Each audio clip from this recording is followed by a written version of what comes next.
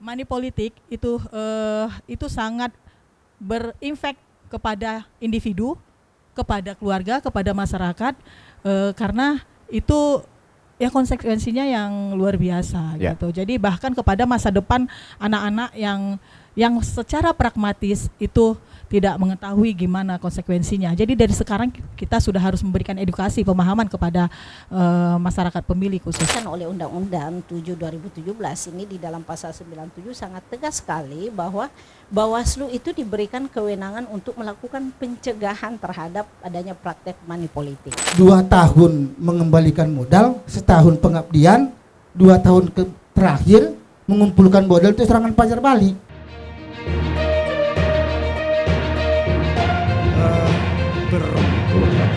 Sebenarnya kita itu punya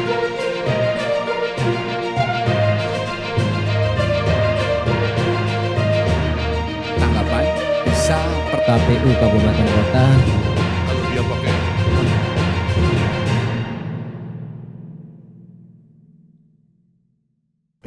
Baik Tribuners, kita akan memulai diskusi kita di siang hari ini dengan tema Hajar Serangan Fajar.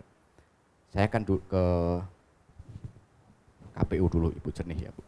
Ya, mengenai kemarin kan KPK, ada Bawaslu juga, ada KPU mengkampanyekan Hajar Serangan Fajar. Nah sebenarnya fenomena yang untuk seperti apa Bu di Kepri dan mungkin secara umumnya. Dipersilakan Bu. Ya, untuk kita mensosialisasikan Hajar Serangan Fajar ini kan sudah diinisiasi oleh KPK. Ya. Nah kita di KPU, kebetulan saya divisi sosialisasi pendidikan pemilih, ini sangat penting kita sosialisasikan, baik di beberapa segmen dan bahkan di seluruh masyarakat. Artinya sosialisasi terkait Hajar Serangan Fajar ini ya memang harus kita sosialisasikan sedini mungkin ya. Karena apa? Karena masa kampanye nanti itu dimulai tanggal 28 November tahun 2023 itu sampai dengan 1 hari sebelum masa tenang itu singkat, 75 hari. Artinya untuk mengkampanyekan Hajar Serangan Fajar ini ya dari sekarang kita harus membekali, mengedukasi secara dini, apalagi sekarang ini di data pemilih kita itu segmen milenial ya itu persentasenya sangat tinggi. Jadi artinya dari sekarang kita sudah harus mempersiapkan diri untuk mengedukasi masyarakat khususnya pemilih untuk Hajar Serangan Fajar ini. Ini sangat positif ya untuk kedepannya, karena apa, kita tidak mau lagi ada hal-hal yang tidak diinginkan yang ujung-ujungnya pidana, intinya itu. Ya, kalau melihat kenapa kok ini menjadi suatu atensi yang sangat penting, serangan fajar. Jadi dampaknya seperti apa Bu sebenarnya? Ya ini sangat berdampak. Ya. Ini sangat berdampak dengan misalnya dari segi kampanye nanti terkait money politik ini sangat karena sudah memasyarakat ya setiap tahapan terkait ini, tapi tidak teridentifikasi. Nah selama ini tidak teridentifikasi. Adapun yang teridentifikasi ya konsekuensinya itu memang ya pidana. Jadi dari sekarang kita sudah memberikan pengetahuan, pemahaman kepada masyarakat. Artinya kalau serangan fajar, money politik, izin.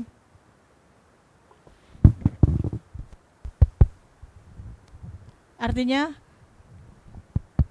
money politik itu sangat berimpact kepada individu, kepada keluarga, kepada masyarakat, karena itu ya konsekuensinya yang luar biasa gitu. Jadi bahkan kepada masa depan anak-anak yang secara pragmatis itu tidak mengetahui gimana konsekuensinya. Jadi dari sekarang kita sudah harus memberikan edukasi, pemahaman kepada masyarakat pemilih khususnya. Ya, berarti ada kecenderungan bahwa pengaruhnya itu terhadap pada kualitas dari dewan nanti yang akan terpilih. Dengan begitu bisa dikatakan begitu? Bisa dikatakan. Karena apa? Karena kualitas siapa yang duduk nanti untuk pengambilan kebijakan nanti di dewan itu menentukan masa depan anak-anak bangsa, masa depan masyarakat pemilih itu sendiri, masa depan ibu-ibu, bahkan masa depan para Ya birokrasi, Ya. legislatif dan eksekutif sekalian. Jadi itu intinya masa depan seluruh lapisan masyarakat. Ya.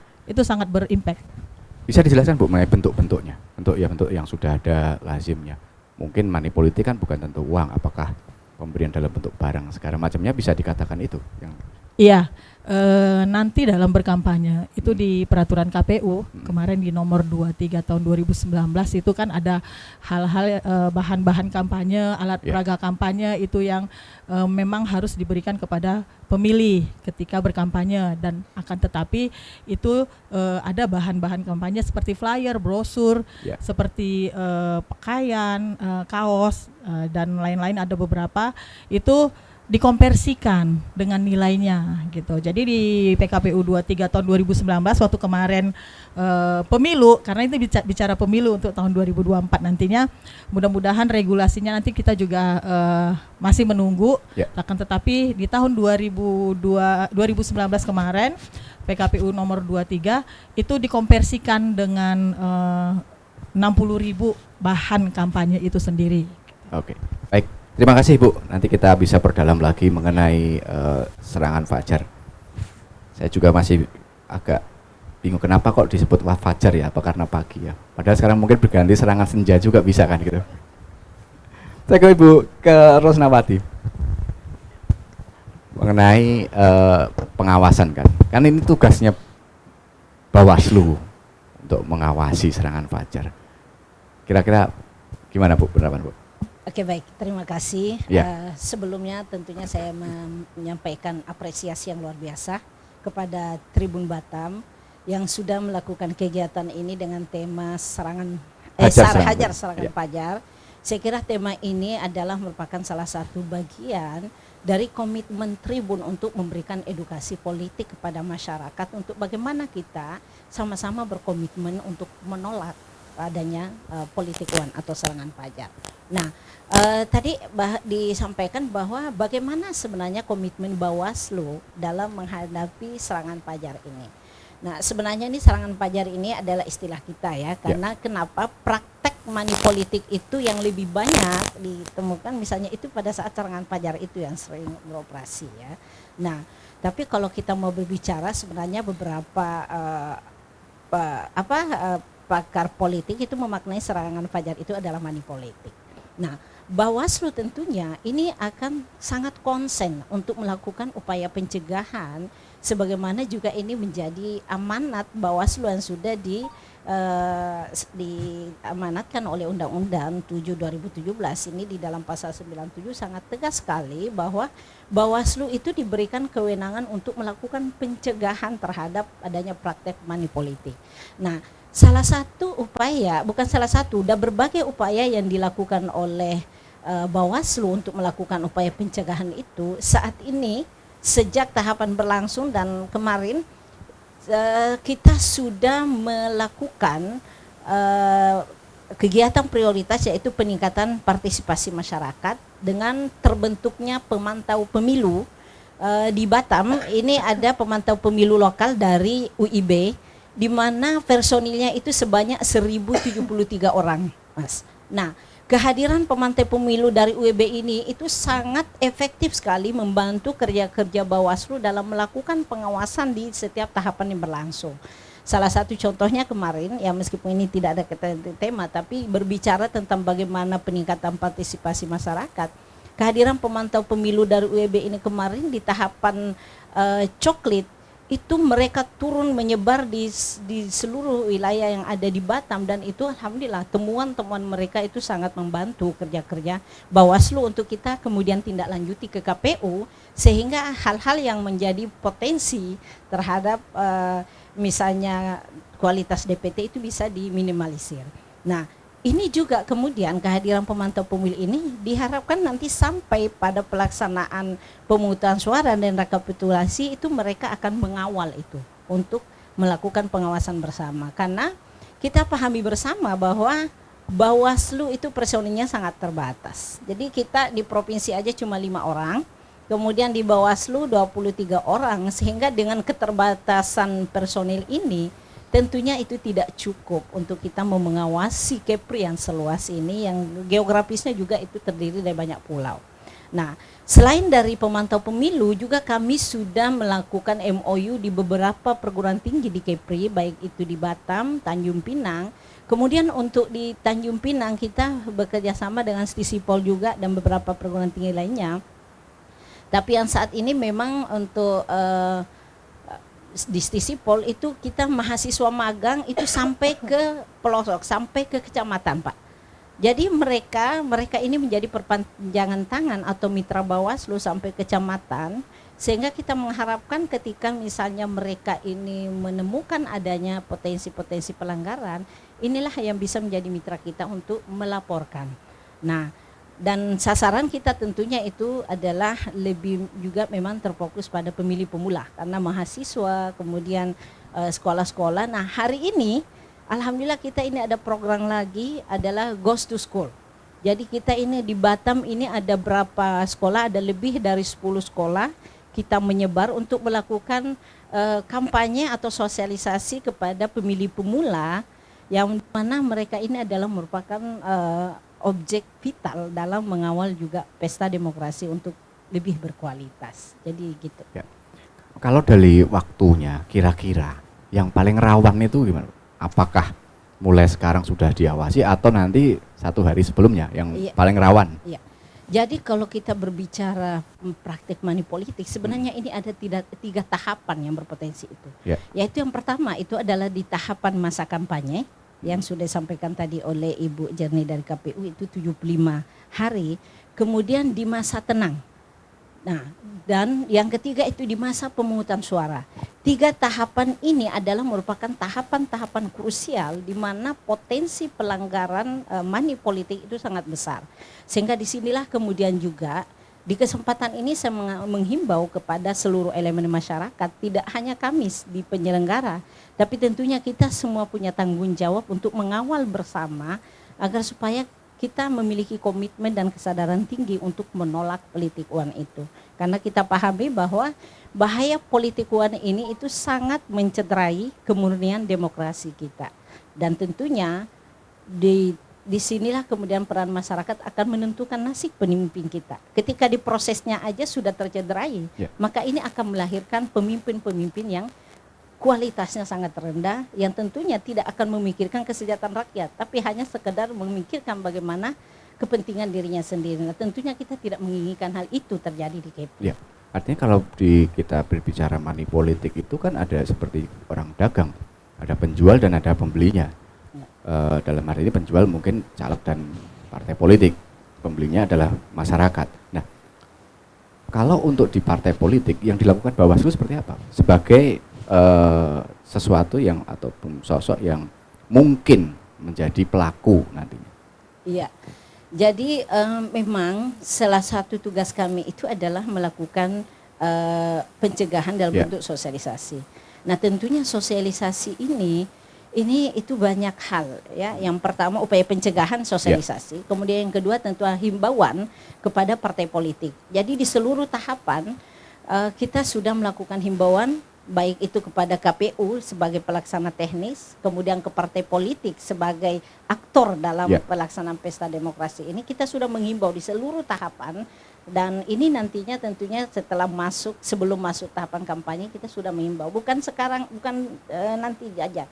Sekarang pun kita sudah melakukan himbauan kepada partai politik, termasuk bagaimana kemudian agar bisa melaksanakan segala ketentuan itu sesuai dengan koridor sehingga pelanggaran-pelanggaran itu bisa diminimalis. Baik, terima kasih Bu. Saya ke Bang Purba dulu sebagai ini lagi di Partai Buruh kan lagi hangat-hangatnya baru pertama kali ini masuk. Ya Bang. Kira-kira gimana Bang menyikapi itu Bang? Hajar untuk konotasinya buat kami sebenarnya bagus. Ya. Apalagi di 2024 saya pasti jamin Partai Buruh tidak akan pernah melakukan itu, karena mereka untuk berjuang hidupnya aja sudah susah, apalagi mau ngasih orang lain. Itu yang perlu dicatat dulu, ya kan? Karena mereka hidup di bawah garis kemiskinan sebenarnya, karena penghasilan mereka UMK. Jadi tidak mungkin UMK itu dibagi-bagi untuk memberikan kepada orang lain. Mudah-mudahan ya, saya berbahagia di sini ada KPU. sebagai event organisirnya nanti pelaksanaan pilkada itu ataupun pilpres legislatif, ada wasitnya, ada Bawaslu, dan tentu partai. Kita adalah sebagai elemennya. Dan di lapangan itu seperti, kalau kita lihat 75 hari menjelang hari raya udah seperti hantu semua. Gitu loh. Bu Jernih kan bukan orang baru. Orang lama udah tahu lah seperti apa medannya Batam. Siapa pelakunya pun sudah tahu.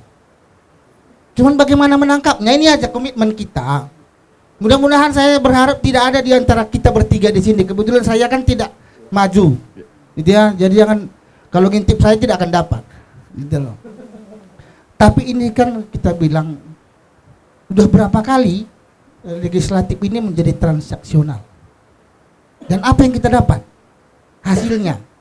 Masyarakat kan harus tahu nih, apa sih hasil DPRD Kota Batam dan Provinsi untuk hari ini? Jadi kalau kami di buruh tuh melihatnya 212 ya? Ya, apa tuh Bang? 2 tahun mengembalikan modal, setahun pengabdian, 2 tahun terakhir mengumpulkan modal itu serangan pajak balik. Terus kapan kerjanya gitu loh? Makanya tahun ketiga itu semua rata. Gitu loh. Ah, sekarang ini kenapa semenisasi saja? Mungkin ini juga transaksional. Karena bukan saja nanti, kalau pengalaman saya 2019 bukan hanya masyarakat loh yang dipakai. Dan saya satu-satunya orang partai politik yang ikut masuk persidangan DKPP ya. Ya. Itu pelakunya itu aparatur. Dengan alasan dia tidak hadir sebagai saksi, gitu loh, tidak bisa dilakukan penindakan. Udah mengerikan nih. Yang menyerahkan, menyebarkan uang itu sebanyak 280 juta, itu setingkat lurah loh. Saya bisa tunjuk hidungnya. Dan kita punya data di DKPP. Gitu loh. Kalau di situs DKPP ketik nama saya saja, langsung nongol itu kasusnya yang mana. Gakum kita di mana? Kalau cuma mengawasi saja tidak ada penindakan, gak ada guna. Ya bagus pinjam aja, ya mohon maaf nih. Ya. Pinjam semua masjid musola berserempak mengumumkan.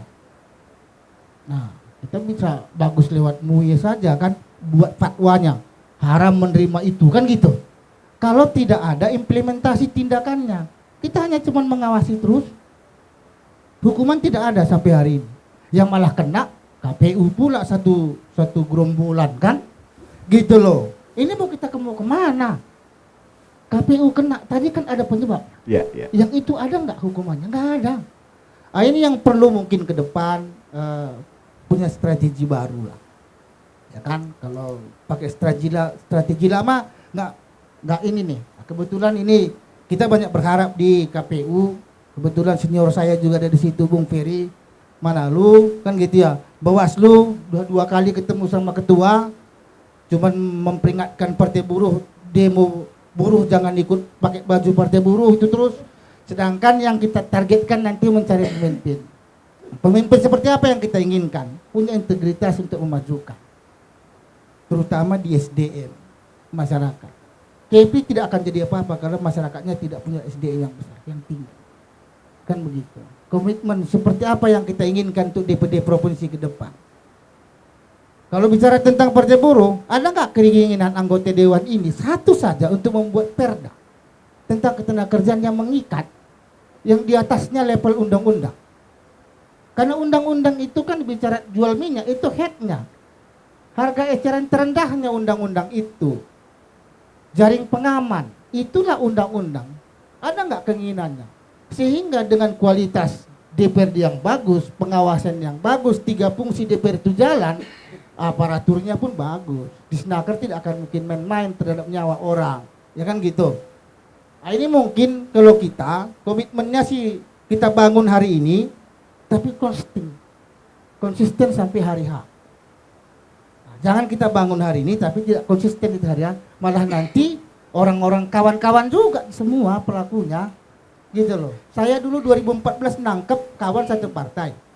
2019 malah kawan satu partai saya ditangkap satu RT, tapi tidak ada naik loh kasusnya. Bu Jernih masih ingat itu. Ya. Hari ini dia ada PAW. di DPR, di kasusnya Tiban Kampung RW 1. Ya. Hah? Nggak ada, malah jadi PAW di hari ini nih. Happy. Gitu loh. Banyak hal yang bisa kita lihat di lapangan, bukan hanya di Sekupang ya. Gitu loh. Ini kan Bawaslu provinsi kan lama-lama kayak ini melihat Gunung Sibayak dari Gunung Sinabung loh. Kepelaksanaannya kan di kota, kabupaten. Kota kabupaten seperti apa mainnya? Ya kan harus dipelajarin juga sama provinsi. Jangan nanti wasitnya pun ikut bermain kan gitu. Jadi transaksionalnya gelundungan Bu, bukan personal, bukan amplop dari rumah ke rumah.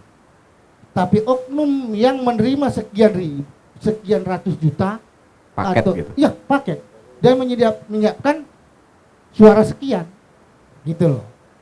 Kemana kami lapornya? Apa jaminan laporan kami akan dilakukan tindakan? Kalau tidak ada, buat apa kami lapor? Kita punya anggota hari ini 180.000 orang yang berlabel KTA, Serikat Pekerja Serikat Buruh, itu di lapangan. Tidak berani mengajukan menjadi pengawas, karena apa? Karena tidak akan ditindaklanjuti. Tapi kalau ada jaminan, ayo kita kerja sama-sama. Itu aja mungkin dari Ya, saya. tapi saya malah melihatnya kebalik, Bang. Tadi misalnya dari Partai Buruh mungkin tidak akan melakukan itu karena katanya gajinya UMK. Tapi itu adalah pasar yang besar bagi mereka yang punya duit untuk mempengaruhi buruh, dalam arti mungkin yang belum bergabung dengan Partai Buruh. Nah, tindakannya apa upayanya? Sebenarnya kan saya bilang tadi, kalau tindakannya itu berbicara tentang posko pengaduan, itu cepat sebenarnya. Ya. Cepat. Saya contohkan saja itu yang di Tiban Lama itu RW 1, RW 1, RT 1, cepat pada saat mereka info melalui WhatsApp dalam tempo 5 menit itu sudah nutup semua dan ketangkep bersama dengan amplop. Gitu. Betul, memang buruh akan menjadi sasaran. Betul. Karena saya bilang tadi buruh di bawah garis kemiskinan tadi, karena upahnya itu hanya harga eceran terendah, apalagi naiknya tahun yang lalu itu cuma 3.000, ya kan, sekali ke toilet aja habis. Itu target. Tetapi pada saat kami yang komitmen menjaga itu, tidak ada komitmen dari penegakan hukum, apa yang mau kami lakukan? Percuma. Baik. Habis ngabisin kuota aja untuk WhatsApp. Ya. Gitu. Baik, terima kasih. Bang Obah, dijawab Bang Obah. Yang sama yang 212 tadi loh Bang. Bener nggak? Kamu kan udah dulu nih kan? Oh, 212. Jadi gini, saya udah hampir 1,5 tahun ya di Komisi 4. Ya. Belum pernah sekalipun dari Serikat Buruh itu menyampaikan ide dan gagasannya. Ya, belum pernah. Saya menunggu 5 tahun saya di Batam juga nggak pernah Serikat Buruh itu datang. Ini loh yang harus kalian lakukan gitu. Jadi kalau Bung Immanuel bilang tadi begitu, ya ini dikembalikan ke Bung Immanuel. Istilahnya ini kami ini wakil yang Anda perintahkan. Nah, nggak ada perintah dari Anda. Jadi apa yang mau kami buat begitu? Itu yang pertama. Tetapi saya kira begini dia. Tentu itu kan bicara output ya. Ya.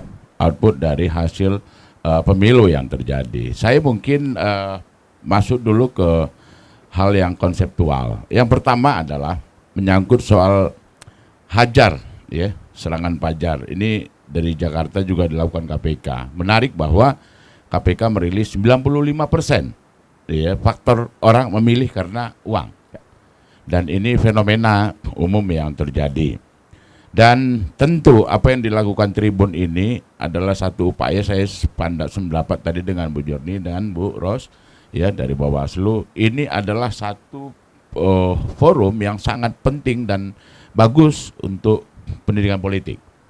Nah, yang pertama tentunya ada hal yang patut perlu untuk kita sama-sama memulai mempertanyakan kenapa itu bisa terjadi. Iya. Saya tidak ingin menyalahkan masyarakat karena masyarakat dalam posisi yang seharusnya dilindungi. Nah, yang pertama tentunya politik itu adalah soal pertarungan ide dan gagasan. Saya bisa pastikan semua mereka yang bermain politik uang itu nggak punya ide dan gagasan. Jadi kalau ditanya Anda itu mau DPRD mau ngapain? Dia mungkin mau gagah-gagahan, mungkin supaya dilihat saudara atau tetangga gitu, prestis dan lain sebagainya, nol gagasan. Jadi itu dia. Nah itu urusan siapa? Urusan partai politik. Jadi bagaimana rekrutmen partai politik. Nah yang kedua ini menyangkut soal etika dan moralitas. Caleg itu saya khawatir banyak yang nggak tahu apa sih itu etika dan moralitas. Nanti kaitannya dengan kebijakan publik, kaitan dengan public policy ya, dengan tanggung jawab seperti yang disampaikan tadi Bung Immanuel tadi. Nah ini yang terjadi. Jadi di tingkat 2 ini secara konsep saya pikir memang berdampak terhadap hal-hal apa yang menjadi kerusakan dalam demokrasi, itu praktik politik uang. Nah soal hal-hal yang teknis saya yakin dan percaya Bawaslu mampu. Hanya saja mungkin sebagaimana menyambung yang disampaikan Bung Immanuel, langkah. Jadi bukan hanya sekedar pencegahan, tapi penindakan. Nah penindakan ini saya pikir penting. Nah kalau misalnya ditanya bagaimana modus, bagaimana indikator, dan bagaimana, sebenarnya sudah penciuman itu sudah ada. Kita cium-cium aja udah bau ini. Contoh yang saya kasih tahu aja nih Bu Ros. Prakteknya itu mulai dari pengumpulan KTP. Nah untuk apa orang memang mau bagi apa kali, mau bagi raskin atau apa ini, kumpul KTP. Nah siapa yang kumpul KTP, untuk siapa? Di lapangan itu terjadi. Nah kemudian tentu hal-hal seperti ini mungkin ada baiknya Bawaslu itu melibatkan RT RW juga, ya Bu ya. Jadi bukan hanya Pak Rudi aja yang rajin mengundang RT dan RW, Bawaslu juga boleh. Ya, kalau Pak Rudi mau kampanye silakan, tapi Bawaslu punya kepentingan karena ujung tombak di masyarakat itu Bu. Tujuannya adalah untuk edukasi. Sampaikan, nanti mereka akan menyampaikan ini loh. Nah, terus kita cek karena apa? Karena memang masyarakat ini harus dilindungin. Apa yang terjadi sekarang ini ya, akhirnya masyarakat pun jadi korban. Jadi kalau istilah saya ini Bu begini, jadi ini satu praktek. Saya mungkin istilahnya ini apa ya? Tadi saya bikin di Facebook. Praktek money politik atau politik uang ini ibarat 2 orang yang berselingkuh, ya. 2 orang yang berselingkuh berupaya untuk bersumpah saling setia. Namanya pun udah selingkuh, masa sumpah setia? Kacau. Itu yang terjadi. Nah, praktek ini terjadi di dalam praktek politik. Saya tidak ingin menuduh di sini, tetapi memang tantangan Bawaslu sekarang ini jauh lebih berat. Apa itu? Indikator ekonomi kita ya secara faktual saya melihat ini masyarakat susah. Jadi KPK pun sebenarnya harapan saya juga mendorong kepada pemerintah. Ya kalau masyarakatnya juga susah ya secara ekonomi, ya pengangguran juga banyak. Tentu ini rentan untuk diserang oleh praktik-praktik money politik. Saya sendiri di dalam menyikapin masalah pemilu ini selalu turun. Kita menyampaikan ide, gagasan dan lain sebagainya. Pada saat pemilu dibombardir. Jadi bukan hanya pakai pistol, senjata, granat, pakai bajoka. Dan minta ampun. Jadi kalau gempa itu skalanya ada 7,1 skala Richter. Itu yang terjadi. Nah, tapi dalam posisi seperti ini kita berharap ya, jadi banyak variabel-variabel yang menyangkut kenapa ini bisa terjadi. Nah tentu memang ujung tombaknya kalau KPU kan sifatnya dia administratif, sosialisasi dan lain sebagainya. Kita dukung, kita dorong. Nah Bawaslu ini sebenarnya polisinya pemilu. Ya harusnya saya nggak tahu ya Bu ya, ini mohon maaf karena sejauh mana kewenangan penindakannya. Jadi kalau Bung Immanuel tadi bilang kasih hak penindakan ya memang harusnya begitu. Jadi jangan diulur akhirnya hilang gitu. Saya kira itu sekilas dari saya. Ya. Mungkin nanti disambung teman-teman yang lain. Makasih. Baik. Ke Bang Wahyu, silakan Bang. Ya, terima kasih Bang. Jadi kalau kami di PKS ini sangat jelas ya. Karena yang namanya serangan fajar tentu diharamkan di kami. Sudah jelas. Ini juga Tribun luar biasa nih. Judulnya sudah lugas, tegas, perlu digas dan memang harus tuntas, kan gitu. Ya. Jadi ada 4 memang nih. Ini terus disosialisasikan nih. Terutama ini dari Bawaslu juga minta tolong memang benar-benar di lapangan ini ditegakkan. Karena tadi yang disampaikan oleh Bung Immanuel emang terjadi ya. Jadi di lapangan kami juga di PKS selalu mengatakan di awal kita harus sosialisasi ini santun. Nah, Kami menyampaikan ide, gagasan, dan program. Tidak boleh sedikit pun itu money politik. Ya. Kalaupun ada memberi, itu memberi bukan itu, tetapi kita membagi konsumsi, membagi pada hari itu. Ya, hari itu apa nih, kumpul-kumpul, oke ini konsumsinya. Gitu.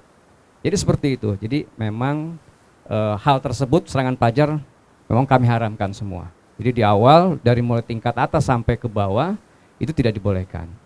Lebih baik kalau punya uang ya bersedekah ya dengan kadernya. Kan seperti itu. Makanya kami proses untuk pencalegan pun memang di awal itu diterapkan begitu sedikit ketat ya. Jadi visi dan misi itu harus jelas di awal. Nah, seperti itu Mas. Ya. Karena bicara dengan PKS ini tadi sudah menyinggung sedekah. Ada kemungkinan nggak bentuk dari serangan fajar? Saya tidak mempengaruhi, tapi saya sedekah gitu ke orang itu gitu. Gimana? Lebih sopan gimana? Lebih sopan. Ya. Karena menyinggung sedekah tadi, silakan. Itu tidak mungkin ya. Tidak mungkin ya. Kalau Tidak yang mungkin. namanya sedekah ya sedekah. Sedekah, ya, sedekah bukan aja, serangan ya. pajar. Ya. Kalau sedekah kan anytime ya. Ya. Kapan saja. Dari sekarang juga kita Ya. kan sudah bersedekah gitu. Ya. Tapi kalau yang namanya serangan pajar semua udah tahu gitu Ya. kan. Pasti kalau pas hari ada upaya pemilu misalnya gitu gini, kan, ada peluang bahwa loh saya lagi saya mau bersedekah dengan itu gitu. Sengaja membalut dengan itu gitu. ini yang bahaya ya. Ya. Ini memang harus segera diberantas kalau Oh, seperti kalau- ini. Karena mencerderai ya, Ya, bukan hanya betul. mencerderai kami juga di PKS tentunya Ya. umat muslim. Ya. Ini kan seperti itu. Betul, Karena hal yang memang itu kan diharamkan dan Ya. jelas. Siapapun yang memberi dan yang menerima itu semua berdosa semua. Ya kan? Karena untuk nasib masa depan bangsa kan itu. Seperti yang disampaikan Pak Immanuel itu udah jelas tuh. Bung Immanuel udah jelas. Kedepannya kalau memang anggota dewan yang jadi dari hasil tadi money politik, dia tidak punya gagasan, dia tidak punya ide. Yang jelas mereka jual program juga tidak ada. Yang jelas ada pokir dan segala macam yang untuk diri sendiri akhirnya, untuk membalikan tadi gitu loh. Kan itu. Kami jelas tuh, ya kami jelas, tegas, itu tidak membolehkan itu. Itu di PKS. Ya. Langsung dijawab mungkin Bu. Terus tadi langsung ke Bawaslu soalnya. Oke, baik. Kalau berbicara tentang bagaimana kita bisa menghapus atau menghilangkan money politik, memang ini butuh kesadaran semua elemen masyarakat. Jadi sekalipun misalnya penyelenggara dalam hal ini Bawaslu yang diberikan kewenangan untuk menjadi wasit dalam hal ini mengawasi, tapi kemudian komitmen dan kesadaran tinggi dari peserta pemilunya atau partai politiknya tidak ada untuk menolak itu, lalu kemudian didukung masyarakatnya juga enggak memiliki kesadaran tinggi. Nah ini juga tentunya ini tidak akan bisa efektif. Jadi memang harus sama-sama memiliki komitmen yang sama, mulai dari penyelenggara, peserta pemilu dan pemilihnya. Nah, karena memang kita tahu tadi ya sering ada slogan siapa yang memberi saya ambil, entah saya pilih terserah. Tapi kemudian kalau misalnya tidak ada yang akan memberi, maka meskipun masyarakat ingin menerima itu tidak akan jadi. Sehingga komitmen inilah kemudian yang harus kita lakukan. Jadi kalau Bawaslu memang salah satu tugasnya itu adalah melakukan penindakan terhadap pelanggaran pemilu, tapi itu sebenarnya adalah merupakan ultimum remedium. Itu adalah upaya terakhir. Jadi penegakan hukum itu memang adalah suatu keharusan ketika ada pelanggaran. Tapi kemudian pencegahan itulah yang memang harus dikedepankan sehingga bisa meminimalisir adanya pelanggaran pemilu. Nah, ini yang memang harus kita mulai dari sekarang pencegahannya kan. Nah, jadi bagaimana kemudian misalnya pelanggaran tadi disinggung bahwa penegakan hukumnya ini harus diperketat. Nah, kita juga harus melihat bahwa dalam melakukan penegakan hukum terhadap pelanggaran pemilu itu juga ada hal-hal yang harus kita penuhi. Bahwa dalam menindak itu harus terpenuhi unsur-unsurnya. Nah, terkadang inilah juga yang kita ingin menghimbau kepada masyarakat bahwa pada saat ditemukan adanya pelanggaran maka jangan pernah takut untuk melaporkan ke Bawaslu. Terkadang mereka masyarakat ada, oh di sana ada pelanggaran silakan Bawaslu, tapi hanya menyampaikan tapi tidak memberikan bukti terjadinya pelanggaran pemilu. Karena seperti yang saya sampaikan tadi bahwa dengan keterbatasan personil maka pelibatan partisipasi masyarakat secara aktif itu yang kita butuhkan. Karena kaki dan tangan Bawaslu memang terbatas. Tapi kaki dan tangan masyarakat itu tidak pernah ada batasnya. Sehingga bagaimana kemudian masyarakat bisa melakukan pengawasan terhadap hal-hal ini, kemudian melaporkan kepada Bawaslu selaku lembaga yang berwenang ketika ada pelanggaran, tapi tentunya melaporkan tidak hanya sekedar membawa diri dan informasi tanpa didukung oleh alat bukti. Karena ketika kita ingin memproses sesuatu tapi tanpa didukung oleh bukti-bukti yang kuat, ada terpenuhi syarat formil misalnya materialnya, nah ini juga akan menjadi kendala. Karena ya mungkin kalau dalam Islam pun kita hanya misalnya menuduh seseorang itu melakukan pelanggaran tapi tidak didukung oleh 2 orang saksi minimal, yaitu kita nggak bisa karena nanti akan berujung pada fitnah juga. Sehingga memang ini masyarakat juga kita berikan harus berani menyampaikan. Nah kemudian bagaimana upaya kita juga karena kita berbicara pencegahan, tentunya ini juga tidak lepas dari bagaimana kita bisa menguatkan atau membentengi diri kita dengan iman yang kuat. Tadi juga disinggung oleh Bapak bahwa moral, etika itu penting. Karena ketika itu ada, tertanam dalam diri masing-masing, dan memang kita harus ibda binafsi, mulai dari diri kita, mulai dari partai politik, mulai dari masyarakat untuk berkomitmen itu.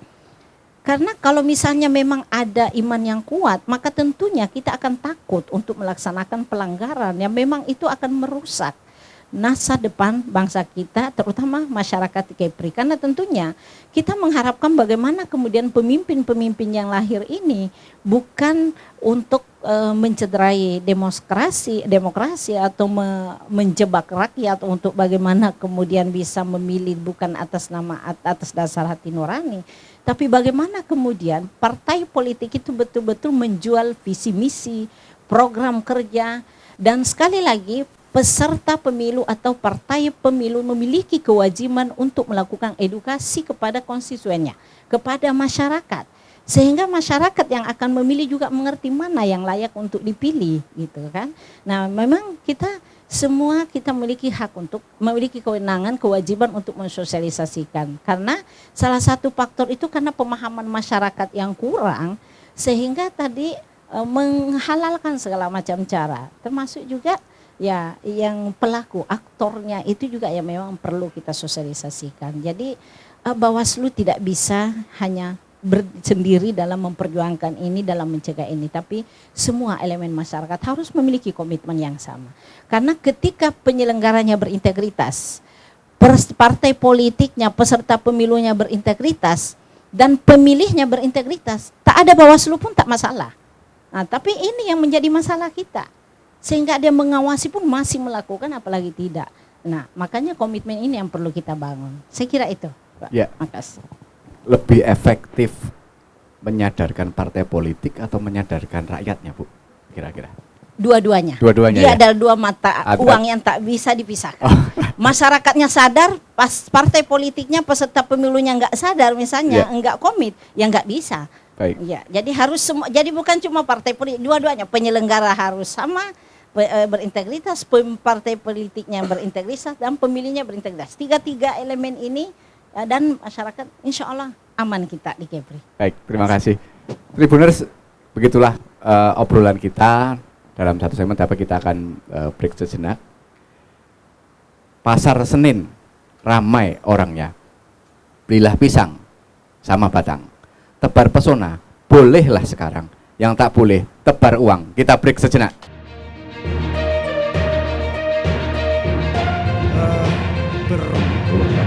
Sebenarnya kita itu punya